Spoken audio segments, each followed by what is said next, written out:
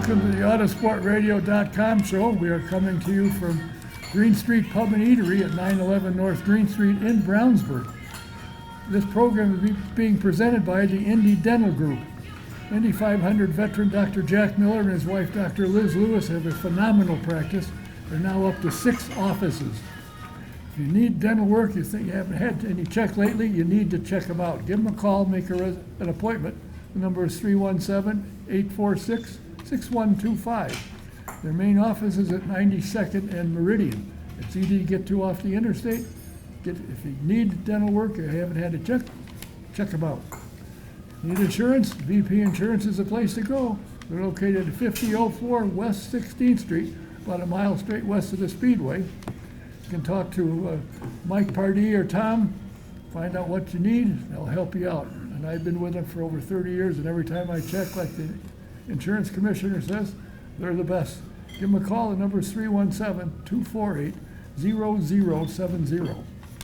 SVRA, what a phenomenal organization it is. They got the F3 and the F4 series now, run by Scott Goodyear. They have brought back the Trans Am series to bigger than what it used to be. It's phenomenal. Want to find out where they're performing or what the events are? Go to svra.com and you'll be glad you did. They got sports cars, vintage sports cars. They got the Trans Am, they got the F3 and the F4. They got a full weekend when you go see them. My first 2 guests, I bring in both on because there's a reason. You'll see when we get to chatting. On the end of the table is a gentleman that is the owner and CEO, founder and CEO of PitFit, where athletes, and primarily drivers, exercise, get their workouts and get training. And we'll talk about what I've noticed over the time. Sitting next to him and between the two of us is a rookie driver with Chip Ganassi. He's by no means a rookie driver. He comes from Europe where he's won about everything there. And drove a couple of races for Meyer Shank. I think he won the championship in the next series, if I'm not mistaken.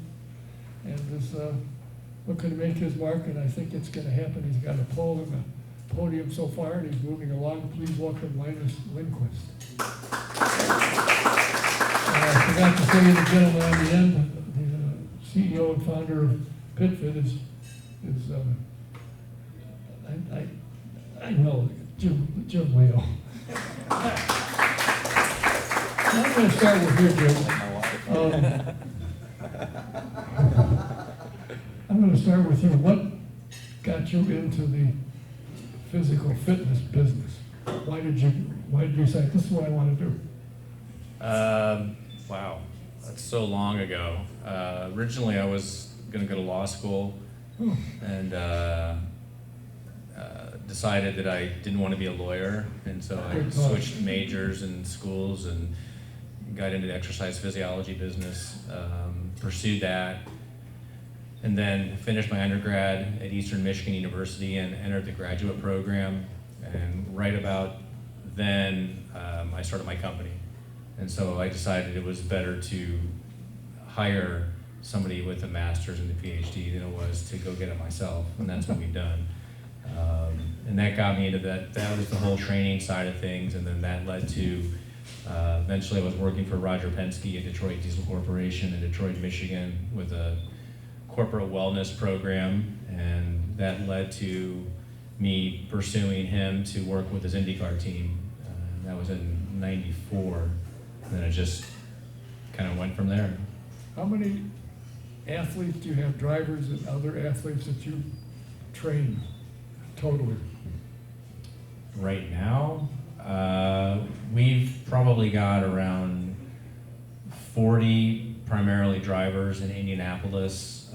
We probably have half of that at our facility in North Carolina. And then we probably have, I'm estimating around 70 to 80 athletes on our remote program internationally. We have drivers all over the world. Really? Yeah. Oh, what do you do, Zoom? Do your sit-ups, do your sit-ups? It's whatever works. You know, we have a remote program where we program their things for them. They follow an app that we have, and then we talk to them, whether it's video chat, whether it's phone calls, texting, whatever it is, and we do all the programming that way. The thing that's impressed me, and I've mentioned this to you, is like in Iowa, where all the broadcasters talk about how hot it was going to be really tough. on the drivers. And you'll see some of them that don't work with you, that I'm aware of, get out of the car and they sit on the pit wall or they lean against a car or a wall and they go, however, and the guy that's interviewed most is Scott Dixon. And he looks like he's ready to go again. So your training obviously covers everything. So you train them to your body to take the heat and not melt. Yeah, I mean, you have to really look at, and a lot of what we learn is from the drivers themselves. I mean, we're scientists, we do our research, and we've learned a lot over the years. I've done this for so long. But a lot of times what we learn is from the drivers themselves, and we'll ask them questions about how they're feeling and what their concerns are, and where they feel like they can improve, and take their advice. It's important, and we know a lot, but we don't race the cars. You know, we're not in the actual cockpit of the Dallara or whatever car they're driving. So we'll ask them questions and they'll tell us, you know, this is what I'm feeling, and then we take our knowledge, we take their input, and we kind of create this, you know, recipe for success. Linus, how does it work? How is this program working for you? No, it works extremely well. We've been working together for the past, I think, 3 years, and extremely thankful for the program, because I think, especially as you move up through the ranks, and especially when you take the step from any junior series, even INDY NXT to INDYCAR, that jump physically is big, and bigger than you expect. And obviously these guys having drivers in INDYCAR and having such a vast, you know, experience, they know what to prepare you for. So when you jump into the car, you feel like, all right, I kind of know what I'm doing, at least on the physical side. Then you're trying to sort out the driving side, which is the tougher side, I would say. Why did you come from Europe? You were hugely successful. You won almost every series you were in at one time or another, and sometimes repeated. My thought is, you usually hear from European drivers wanting to go to Formula 1. What got you to come here? Single biggest reason was budget. Because even if you do well in Europe, and we won a few championships, even if you do that, the funds required to take the next step to do in Formula 2, for example, was just too much, and we didn't have the funding required to do that. So I took a bit of a chance going over here with not a lot of budget, but I was able to string together half a season in Formula 3. And you have something here in the US that you don't have in Europe, which is the scholarship system. So if you win a championship, you get either a fully funded or partially funded ride for the next year. And that's kind of amazing, and I thought that's a lovely idea. So I went over here to do the Formula 3 series, was able to win it, and was able to then to find my Indy Light season. And with the Indy Light scholarship, I did the races that I got to do with Mary Shank, and that opened up the opportunity that I have now. You know, it's interesting. Most of the drivers that I've spoken with that come from Europe say they love it here because they can be competitive. You go to Formula 1, there's 2 or 3 teams that are going to win, and the rest of you are there just to stay out of the way. Yeah, I mean, yeah, I think that's one of the most beautiful things about American racing, especially at the highest level, is that I think on any given day, anybody can win. Then, obviously, I still think that there are top teams that are able to fight for championships throughout the way, but just to know that on any given day, anybody could win. I think that's what every driver wants to feel when they're on the grid, knowing that, you know, if I do well, I can be a podium or a win here. And you signed up with a guy who his whole life is, I want to win. And Mike Call tells me when I ask him, if you need something, does Chip say no? He says, not often. Whatever we need to win, that's what we're here for. How do you like racing now on a full-time deal with Chip Ganassi? How do you like the racing, the road course, street course, short ovals, large ovals? How do you like the variety? I think that's one of the things that make IndyCar racing so special as well, is that you have all the differences with the street courses, the road courses, the ovals, and then you got the short ovals and the super speedways.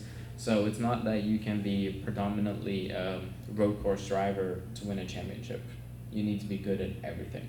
And I think it's obviously still a big learning curve for me. And I think I went into the season as well thinking, oh, well, I did 3 races last year, I know what the deal is about. I did not.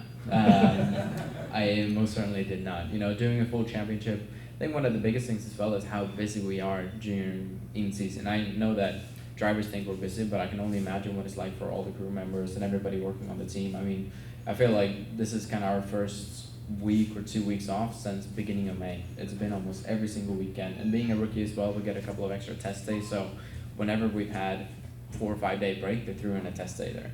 So yeah, it's been flat out. So I think this summer break has been good for everybody to kind of take a bit of a breath. You spend a lot of time in the shop, as you mentioned. You drive the car, you get out, you go home, and the crew members load the car up, take it back, start working on it Monday morning. Do you stop in to cheer them on? Yeah, we try to as much as we can. I think all drivers try to do that at least. I mean, it shows as well, and like you want to support the guys, but more so you want to get to know them. I mean, these are guys that eventually, like, you put your life in their hands. Like when you roll out at Indy, you trust those guys that they do their job perfectly. And you know, I want to get to know them a little bit. And usually, most of them are a lot of fun, so I don't mind spending time around them. You try to bring, you know, some coffees or donuts. I know the Chip don't like that, but every now and again you sneak in a snack. Jim, the newest advent to the IndyCar Series is a hybrid. I heard an interview with Patricio Ward where he explained what goes on in the cockpit with that thing. Now, you have been working for some time on a training program to teach the drivers how to think quickly. How is that now going to play out for you? Because now they need it. And according to him, you've got to be busy all the time in the car. I mean, it's just something that we've always had as part of our program. So the fact that it's more relevant now is, I think, a testament that we've been ahead of the curve, I guess, for a long time, and now it's coming to fruition even more. Yeah, I mean, our program is heavily skewed in the components of neurocognitive training, reactions, decision-making, executive function things that basically the drivers have to do at speeds that most human beings couldn't even respond. The fact is that you can make a decision quickly, but you have to make the right decision. And that's a huge part of what we do. So, you know, we don't teach the drivers how to drive. I mean, for me, obviously, that's most common people. Don't be shy here, Jim. That's the hardest thing you can imagine. And so we don't train them to do that. But what we do is we train their brains to basically think quicker, process quicker, and then it's up to them, the sensory input, their experience, that they know what to do, what not to do. We just help them achieve it faster. You also, as I mentioned a minute ago, the heat on occasion becomes an issue with the broadcasters. They always say, boy, it's hot, these guys, good. They don't have air conditioning in the car, but you have a heat training program so their body gets used to it. Yeah, that's something that we've used infrared saunas for quite some time. But we have protocols that we follow that the drivers, when they finish workouts, they spend X amount of time after every workout in the sauna, or we can also do sweat testing with them so we can evaluate their sweat loss and determine what kind of fluids they need in the car. And we don't have air conditioning in our gym. That's, some people don't like that, but that's just how it is. So it gets warm in there. But the idea behind it is if you can acclimate the athlete or any person to a condition, whether it's cold, whether it's heat, whether it's hypoxic training, whatever it is, their body can adapt to that and evolve, and therefore it's less stress on the human being for them to be in that environment. So if we're putting drivers in hot conditions and their body is used to that, and they're having to do things in those hot conditions, when they encounter that in the car, it's less of a stress for them. So, that allows them to make better decisions in the car. Because heat can cause a lot of imperfect decisions in everyday life. Imagine driving 200 miles an hour with that. That's 200 miles an hour, that's going down pit lane. Do you find that all of these things that you have available to you at PitFit have improved you as a driver physically? Yeah, 100%, without a doubt. And like Jim says, it's not just physical training; it's every aspect to it. Like whether it's the reaction that we improve in the inputs, Or I think a big thing has been the heat, especially with the adding of the aero screen. The heat became a lot worse for us drivers, so I think stepping up that has been a good thing. And even simple stuff that I never really thought about going into IndyCar is like, all right, make sure you well hydrate. All right, well, I drink water, but there's more to it than that. So giving you like a good hydration schedule, what to do, and like we prep a week before a race, we start prepping with electrolytes and how much you drink, etc. So it's not just one physical training aspect of it, it's the whole package. So you think when you climb in the car, you're physically ready to go. Now, somebody could do something in front of it, you can't, you try and react to it, but can't help it. For the most part, when the green flag flies, you're ready to go physically, mentally. You feel confident that you can go and win. Without a doubt. And the good thing is that I know that I'm most likely feeling better than the driver ahead of me. So, you know, if you ever feel like you're sweating a little bit, I know that he's sweating 10 times worse. I can remember we had a driver, and I won't say who it was because she's still around a little bit, but pulled in a pit area one day and said there's water running under the car. I said, what the hell is that? I had to go to John. That happens. How different are these cars to anything you've driven before? Is it more I've been told that the Indy Lights or Indy NXT cars are a little bit more difficult to drive because they don't have the downforce that an IndyCar does, and you don't quite stick to the track quite as well. Have you found that to be true? Yes. And just from a pure driving aspect, I'd say the Indy NXT car is more brutal because it's not as sophisticated. Like I said, we have less aerial, less grip, so you're sliding around more. But even some simple things like the way that the gearbox works, it's quite rough, both on upshift and downshift, so it makes for quite a harsh experience. Going to IndyCar, it's a lot more advanced. But the level of competition in IndyCar is so much higher. I think that's one of the bigger differences. So car-wise, it's almost easier. It's just that everybody is so good. So if you leave 2 tenths on the table, it means that you're going from fighting to being the fast 6 to being 20th maybe. Versus in the Lights, you went from being on pole to maybe being 6th. You know, it's interesting why they brought the hybrid in the middle of the season, which didn't make a lot of sense. And what caught my attention is a number of drivers that said, when it came to Mid-Ohio, all the things that they were trying to figure out. Well, I thought when they tested, they figured it out. They'd run them in groups, and you know how it would react. I mean, I assumed that, I didn't ask. Well, how have you found the hybrid for you? Is it more difficult? Is there more for you to do in the car to be careful about and watch, and when to regenerate it, when to use it, and when? And I guess on an oval, you can use both, push to pass and the hybrid at the same time. And I got to think the car's going to jump off the ground. Yeah, not on ovals. That's the only place where we can't use it. But on road courses, street courses, yeah, hybrid and push to pass is available at the same time, which makes it quite exciting. I would say. Yeah. But I think us drivers we're way busier. I think Pato said it pretty well. It's, you know, almost like driving a rocket ship at times. You got so much going on. And I think as well it poses a challenge for the engineers because firstly we've added almost 100 pounds of weight to the car. So obviously it shifted the balance and the center of gravity. So we've had to make adjustments for that. But then just from a pure and energy management point of view, like how do you use it, when do you use it, when do you regen, how much do you regen? It's opened up a new kind of window of opportunity here, which you want to take advantage of as much as you can. But since the battery is quite low, the advantage that you can get is fairly limited. I'd say we can only get out of almost 2 tenths out of a lap out of it. So it's not a huge advantage, but in the series where it's so close, you take anything you can. I guess. Yeah. Do you have to take, when you're driving, can your peripheral vision see where the regeneration is, that it's good or it's not done yet or whatever? Can you see that? Yeah, we have certain indications. Some teams have come up with some LED lights that they put on top. McLaren probably have. You guys saw having that. We have some bars on the dash and some lights to indicate whether you're regenerating whatever your battery level is at, etc. So every team has kind of a different take on it, but they relay the same information. But at the same time, you've got to, as Pato said, you've got to be careful. If you need to regen, you put the brakes on earlier. That's not a good idea because the guy behind you said, "Thank you," off you go.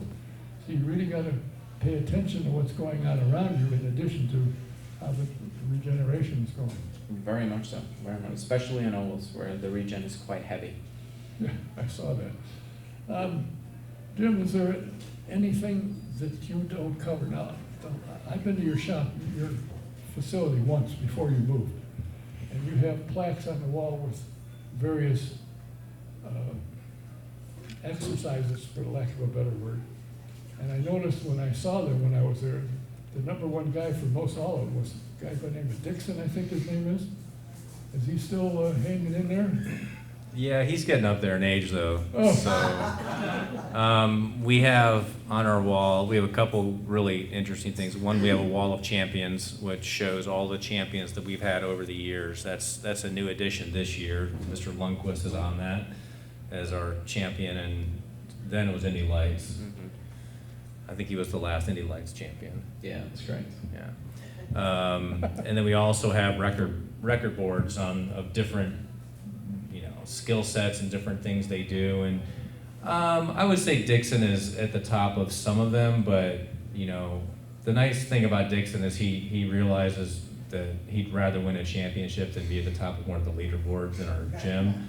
So he doesn't mind being replaced, but he's pretty competitive in that respect. So he's always going to be the hardest working driver in the gym. That just goes without saying. To this day, at 44 years old. Yeah, I think I see his name like on the championship board than I see more than the leaderboard. It's on there. It's on the championship board a lot. Yeah, it's like more times Scott Dixon won a championship than the exercise thing. How many days a week do you go? I don't know, is it 5, I think? Yeah. Depending a little bit on travel. That's the big thing. Yeah, we give them days, so we have days, they'll come in after a race and they'll have recovery days where they'll come in and do some things, and that may just be some low intensity cardiovascular training with some mobility to kind of help them recover. A lot of times they'll come in on late flights or a guy like Linus doesn't have his own plane, so he's traveling with the crew, so he might be on a red eye. So we say, no, just get some sleep and rest. But then we have days where they're working extremely hard, but then we also have days that are less intense. You can't just keep pounding them into the ground like a CrossFit workout. And then, like he said, during race week, it's tapered down. So you're still doing things that are helping you achieve your goal, but it's at a lower intensity. The season is pretty grueling.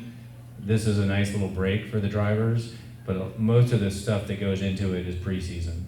And then once you get into the season, it's more of a maintenance phase. I think Rossi has lost, since the start of the season, 15 pounds since the start of the season, but he was pretty beefed up at the start, and it's going to happen. That's just the way it is. Your body will take abuse and you can't train as much, and travel and sponsor obligations and all those things. So they stay pretty busy. So and then when they travel, our elite drivers, we have a certain number of what we call elite drivers. Linus is one of them. There's 8, and those are only 8 drivers allowed in this part of our program. And our performance director is in charge of all of these drivers, so she'll make sure she knows what they're doing, their travel schedules, all of those things throughout. So if they're racing, she'll know what to schedule for them before, after. If they're not traveling, then they'll be in the gym. When are you going to get your own plane? I gotta win a race first. We'll start there, and then we work our way up. You're sponsored by the American Legion. Yes, sir. Do you make appearances at the Legions around when you come into a town? You go to a Legion and speak? I've been to a couple of Legion posts, not everywhere we go, but the American Legion has a pretty heavy presence at the races, so they have their own hub where I go to minimum once per race weekend. You go there and talk to the people, either if the team has something, or usually it's like on my way through the paddock in the morning or whatever, so you stop by and have a chat with them. But I've done a fair amount of appearances for them. It's been great being a little bit more integrated in the veteran community. Obviously, it's still very new to me, but it's been good. It's interesting the sponsorship programs, what they require drivers to do. Believe it or not, it's made it difficult for me because IndyCar is now, I think, I'm told, requiring more appearances and so forth, so it's tough to get drivers, and I was surprised when Jim said, yeah, you were available. I went, wow, good, 'cause I've been trying to get you anyway. Well, Jim knows my buttons here, so. But have you said to yourself, I don't need Formula One, I'm happy here, I can accomplish everything I want to accomplish here, IndyCar? Yes. There's no interest to go to Formula One 2 years from now. I mean, difficult to say now. I think my answer would be no, but it depends on the scenario. I mean, if Red Bull would come calling and say that, hey, we need a driver for the second seat, don't know if I would have it in me to turn it down. But if we put it this way, if that would never to be happen, I am more than happy with where I am right now. And I think as well the difference is here I have the possibility to win. Over there, unless you're, like you said, if you're in 1, 2, maybe 3 teams, you're going to be fighting for 10th place. And that's not really interesting. And good, you Yeah. should get 10th. Yeah. You know, it's open wheel racing and so forth, and they got things, traction control, which IndyCar doesn't have. I believe Formula One has it. Makes it, I think, a little bit easier to drive the cars, although once in a while you see somebody hit a fence, you wonder why. But to me, the best series in the world and the best drivers in the world, without question, are IndyCars. You got to be good at everything, not just good at one street course or road course. You got to be good at oval. You got to be good at everything in order to be a champion. Mm-hmm. Right. What was it like for you the first time you went on an oval?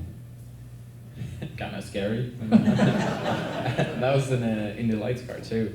I remember it was in St. Louis Gateway, 2021, to my first test. And I will say that the biggest thing is you get used to it a little bit. The first time you jump out of the car, you get dizzy. You're just like, whoa, I've never experienced this. And then the first big wake-up call is when you have your first crash on an oval. Oh. That's when you get the real respect for it. Because before that, you have this almost feeling of invincibility. Because the cars are so well set up, usually on ovals, very safe, like you have a little bit of understeer in it, and it's difficult to have one of these moments where you have to catch the car. At least in the beginning, the teams are usually quite nice to you, so they'll give you a safe car. And then they kind of start pushing that limit, and when you have a crash, you realize that, oh, I'm not invincible, and this actually hurts. It hurt bad. So you get a different kind of respect for ovals, I think, after you have your first big accident on them. What's it like though when you're in an IndyCar in your first oval and you're coming down the speedway, for instance, at 200 plus miles an hour, and you look in your side view mirror and there's a car right there. You go, oh boy. I mean, that's the thing, the beauty about especially the 500, is like, yeah, you have one car behind, but you have 10 cars ahead, and that's your whole race. And the whole weeks leading up to it as well. We do so much traffic practice that in the beginning it was a little bit daunting, and especially with some of the moves that because you have to be quite committed when you make a move. And sometimes in the beginning I wasn't sure, like, oh, is he going to pass me or is he just looking? So that kind of balance was a little bit tricky to find in the beginning. But then you get into a rhythm in the race. But that's another thing as well. In practice, everybody was very nice. They're like, I'm making a move, and they're backing off. I was just like, this thing's pretty easy. Like, I'm passing people, no worries. Came to the race, nobody let me by. Nobody lifted off. I was just like, well, I just passed you last week, what happened? So I realized that as well, that race time, elbows come out, whether it's lap 1 of the 500 or seemingly the last lap. I've never done the last lap yet, so we'll see how that goes. Yeah, I'll get there. It seems to me would be fun. The best I ever did was get in a car and they pushed it out on the pit road, and I got to clean them and polish them.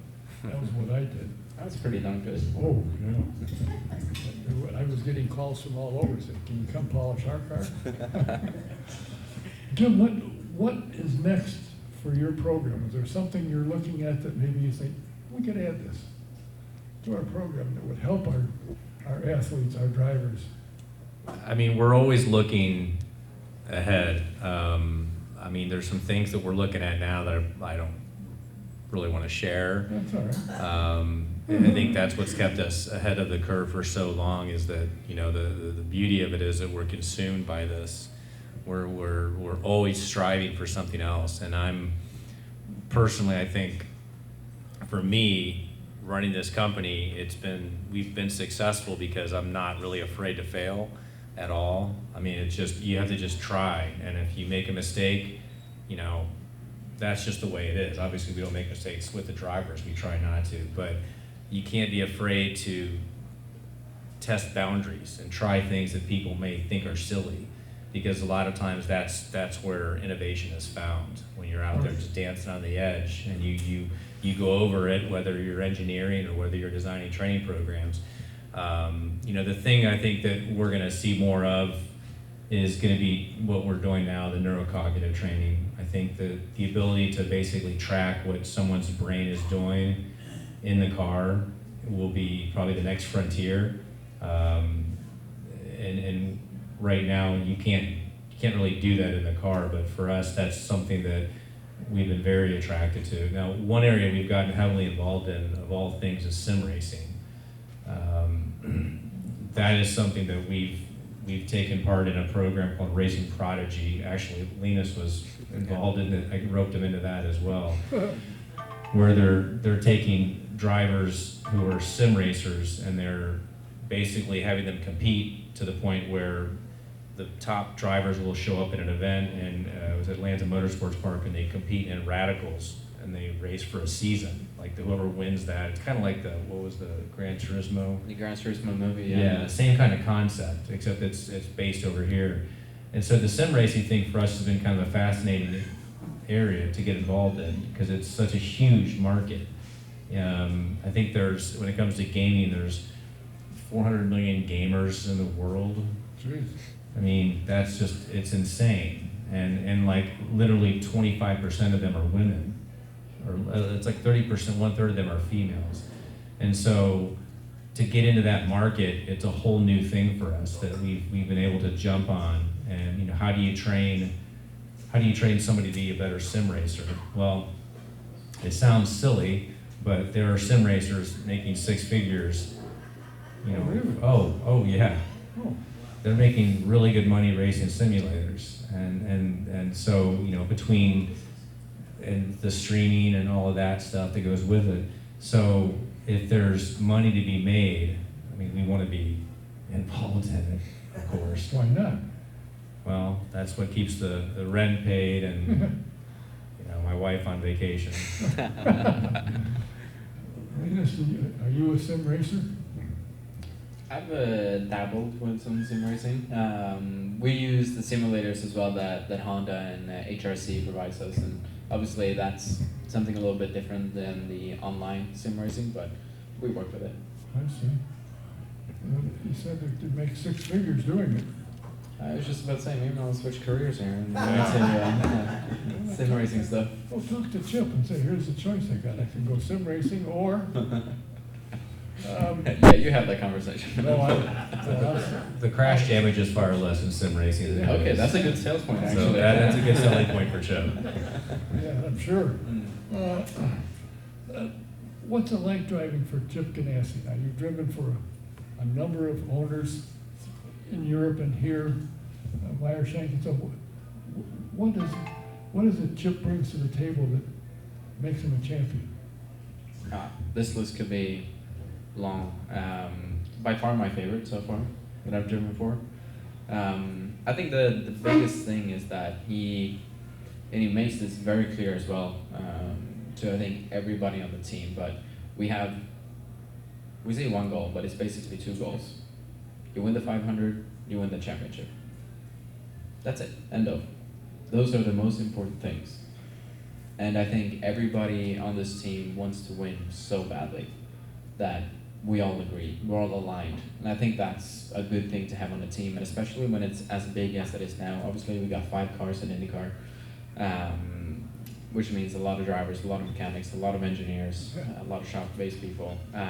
But we're all aligned and striving towards the same goal. And I think that's one of the most impressive things that I've seen in an organization that's close to 200 people now. And we're all working towards one singular goal. I say 1 goal, but it's 2 Yeah. goals. You have a couple of drivers on the team that have done fairly well for themselves. Do you guys sit down and talk? Do they give you any hint when you go into this corner, watch there's a bump, so forth, or start early or come in late or whatever? I mean, to the point where I think I'm annoying them at times. I think that's one of the many privileges of racing for Chip as well, is that you have teammates like Scott Dixon and Alex Palou now, who's maybe going to be a 3-time champion. It's no better place to be as a rookie when you look at the data of those guys and you're trying to learn and trying to simulate what they do as well, because it's been a recipe for a lot of success, a lot of won races, a lot of championships, and obviously you want to start adding your name to that and start bringing the trophies home to Chip. Do you get a lot of coverage back home? Yeah, I mean, the interest for IndyCar in Sweden has definitely grown. Obviously, we've had Felix and Marcus here for the last couple of years, and especially Marcus with winning the 500 brought a lot of attention to it, which was amazing. So me adding to kind of the Swedish invasion and roster hasn't hurt, I think, and it's good. I mean, we got one of the biggest news cables now, or TV channels broadcasting every single race, where there are Swedish commentators and stuff like that, which we haven't had in the past. So it's definitely taken a step for the better. And even when you go home, I don't go home that often, but when I do, it's every now and again you get recognized and stopped in the street and say that, yeah, we follow, we watch it. So, and as well, you've probably seen at the races, but some of the Swedish fans that come over here, they're absolutely crazy. Like, they're insane. They try to dress like Vikings and all in the yellow and blue and everything, the loudest people ever, which is amazing, and we love it. And they made some noise at the Olympics too, every so often. Yeah, I know, every now and again. We got a couple of golds here, so Yeah. It's kind of interesting. Is Sweden a sports country? I mean, are they into soccer and so on and so forth? Yeah, we are. We're a pretty big sports country. Like, the thing that we're worst at, which is soccer, is ironically our biggest sport. I don't know why. But, everybody keeps on going on about soccer, so that's our big thing. Hockey is a big thing as well. Those, I would say, are our 2 primary sports. And you're going to make racing the third and work its way up. We're going to be trying. When you go back, you get requests for interviews for radio or television when you're home? Yeah, we get a fair amount of those, and even during the season or after a race, etc. Especially if you have a good result, you get a couple of requests. And That's good. yeah, I mean, it's that's the way that I try to view it as well, because obviously, like, the part of the job that you find the most fun is the driving. All the media stuff is less fun, but I still think, especially coming from back home, it's like, yeah, well, you always complain about the lack of exposure that motorsport got when you were younger, and obviously how it kind of hindered the growth of motorsport. So you think that, all right, well, now you're in the position where people might be asking you to say yes, do the interview. It might actually help down the line to kind of grow the interest for the sport. And the funny thing over the years, and I've done this for more than 60, every so often somebody will hear this and kid might need some help, finance, and they get a call. It's happened on several occasions, and it's worked out. So you never know. We get worldwide coverage on this thing. People watch it all over the world. You never know. Somebody might be listening and say, hey. If it happened once, it's worth it. Oh, That's yeah. right. So, and Jim, you're looking to expand your coverage. I didn't realize you were in so many places. Do you leave town and go down to Carolinas? Not as much as I probably should, just because we're busy enough here. But we have a good team down there. Trey Shannon is he's actually a part owner of the company, and we acquired his company several years ago, and that opened up our branch down in Cornelius, North Carolina. I don't get down there as much as I probably should, but there's enough travel involved with it that, there's enough to do here just to keep the doors open at both facilities, that I find myself doing less and less of working with guys like Linus and more of doing things in the office, which I think is less fun. But I mean, that's kind of where my role has evolved over time. Is it better to have him not hollering at you? Do it faster. I mean, it's very strange seeing him behind the desk. You walk through and then he's just like, oh, what you doing? Do you need my help? Yeah. Do you want me to leave this Yeah. desk? So I'm begging for them to come in and talk to me, get me off of the phone or off the computer. Yeah. Yeah, I think it's interesting, and I think particularly what got my attention when you and I, Jim, were talking one day, and you had mentioned that part of your program is brain training, and I started thinking, geez, I should have heard about that about 60 years ago. Trained my brain, but, and then when I realized and heard from drivers what this new hybrid is causing, I said, boy, you were ahead of the game a long time and never really realized it. Now this thing came up, now it's really helpful. Well, it's funny you mentioned about the aging thing. You know, that's the whole reason we got involved in the whole brain training thing years ago, is because as I was getting older, I'm 58 now. Oh, I got shoes that Yeah, long, I I'm know, wearing them. I know. But I saw myself as I was, I guess even in my 40s, I was kind of thinking to myself, okay, I know if you don't use it, you lose it, kind of a thing. So I started researching, then kind of the light switch, so to speak, went off and said, wait a second, this is exactly what we are doing with the drivers. But it's funny when you think about, you know, one of the things with the hybrid and the way the human brain works, as you get older, as we all know, and someday you'll know, it's harder as you get older to take in new sensory data, to take input in and understand it and learn. It's hard to learn things. You can just, if you want to figure out your phone, grab, you know, a 10-year-old and they can show you how to use it. Whereas you know, as you get older, it's hard to learn new things, and that is something that we are aware of when it comes to the hybrid system and the complications of being an IndyCar driver.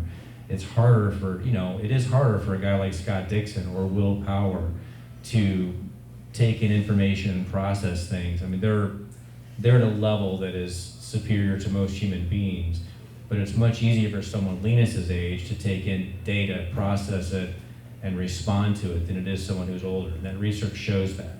So when you throw in things like Pato, you know, having issues, like, you know, just seeing that he's busy, they're still kids. Think about it in your 40s, learning these new things you have to do, and that just makes people like Will and Scott that much more sensational. That they're having to take the alliterations of the different kinds of, you know, the IndyCar has changed so many times over the years, and they have both won championships and won races, still and continue to do so. This year, they both have at least 2 wins each. Scott 2, Will 1. Will has 1. See, memory. So, you know, it is fascinating to see as you get older, it is harder to process that data. And you get that data, you know, it basically, your visual, not to get technical, but the occipital lobes in the back of the brain, and that is where your visual processing takes place. That has to get moved from there to the prefrontal cortex, which is your decision making. So the data comes in, you have to process that data, and then you have the motor skill to what to do next. Seeing something and knowing what to do is one thing. Doing it is another thing. They say some of the best ideas in the world are found in the graveyard because they take them to the grave. And you know, that's the truth. Like you have to respond to it.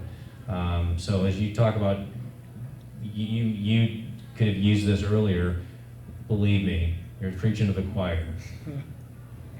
Well, I hope I can still make it through for another couple of years. Is that all right, dear?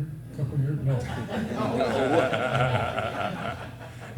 See, there's an excuse for me. I'm getting old and my brain's going to mush. Have you truly found that in a relatively short time that you've been with Jim and going through this, that it has helped you, or you see yourself improving, and that the skills that he's trying to teach you how to use your brain to perform? I'd say so, and I think as well, it's more a little bit difficult to tell because if you look at my scores, just obviously we keep track on that at the gym. Obviously, they've improved quite dramatically when we shifted focus towards it. A little bit difficult to tell because nobody has any real experience before the hybrid, or with the hybrid without the training, if you know what I mean. So this is all that I know. But I think, you know, speaking to some of the other drivers, I think they seem to struggle a little bit more. You know, they're just like, oh, this is so hard. Like, it took me so long to wrap my head around it. And I'm like, it felt kind of natural. Like, we kind of knew what we were doing here.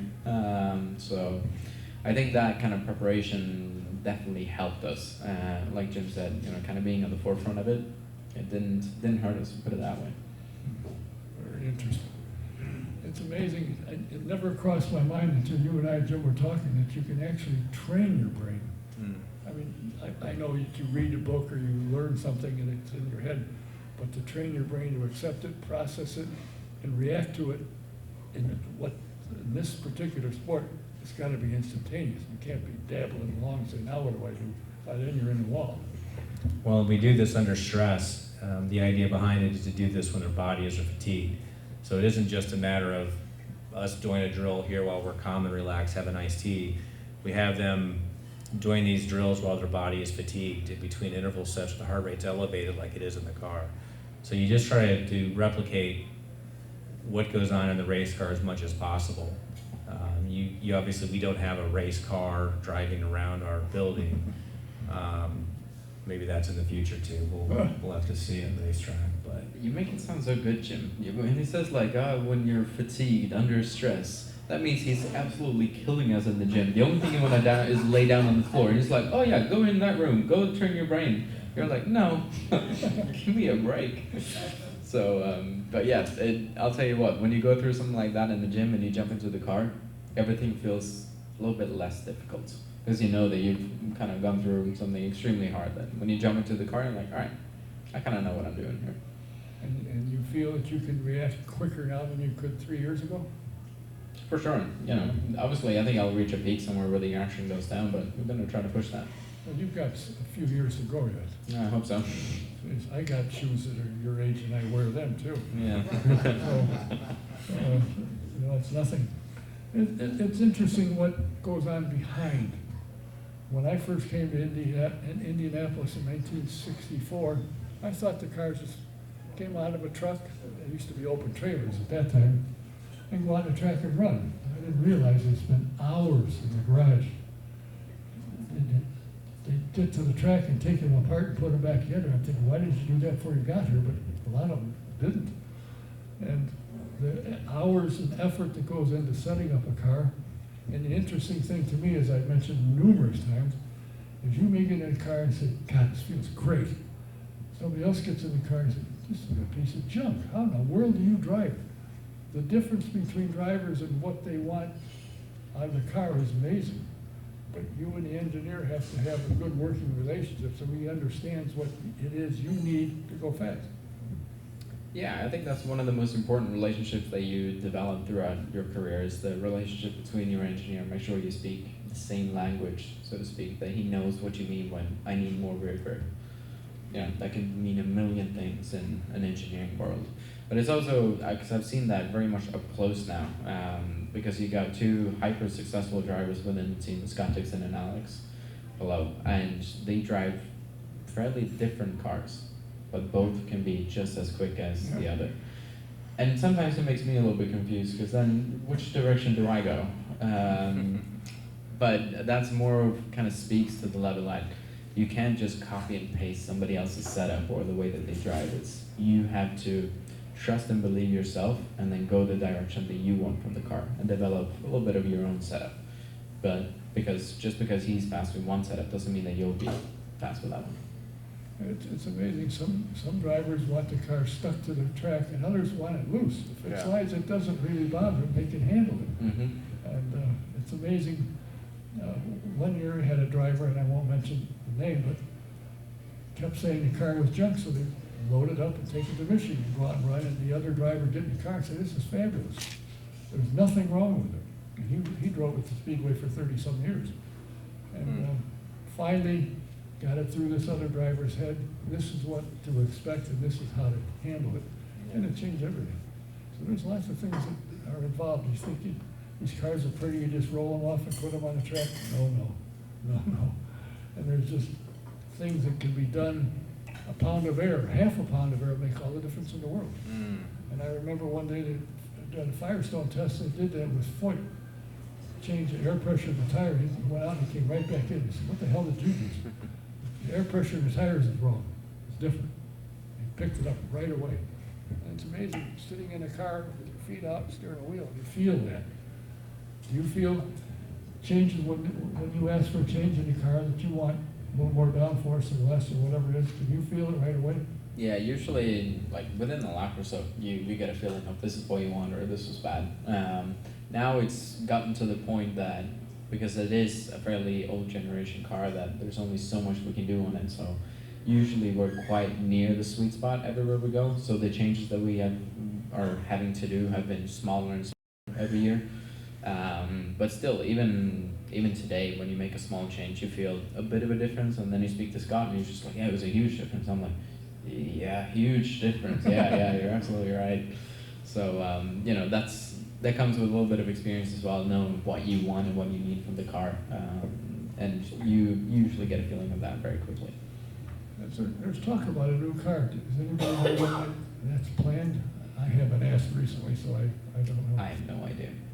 But I know there's talk about doing it. Above our pay grade. Yeah, I'm on a need-to-know basis here. Yeah, well, it's way above my pay grade. I can assure you. Well, listen, I think that what Jim has added to the series and the people that he works with, yourself included, obviously, has made a huge difference. And whenever I get to talk to Jim, and he's usually at his desk on the computer, he doesn't have time for me.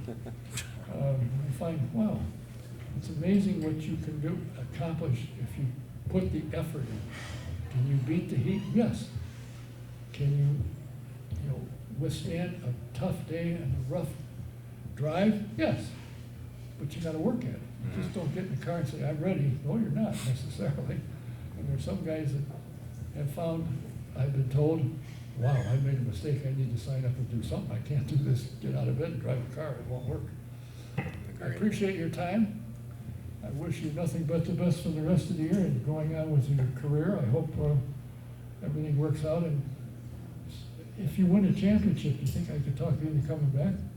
Oh, if you're aiming for win a championship, there's I know. anything's on the table here.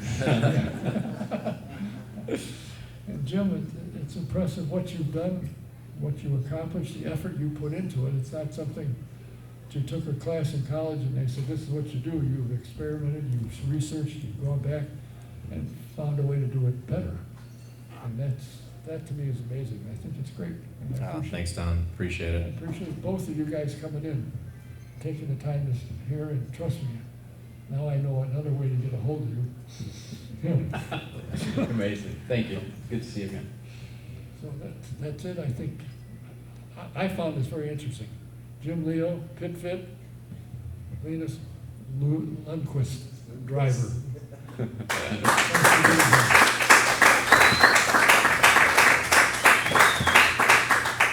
Our next program is scheduled for August 22nd, and my scheduled guest is Scott Goodyear.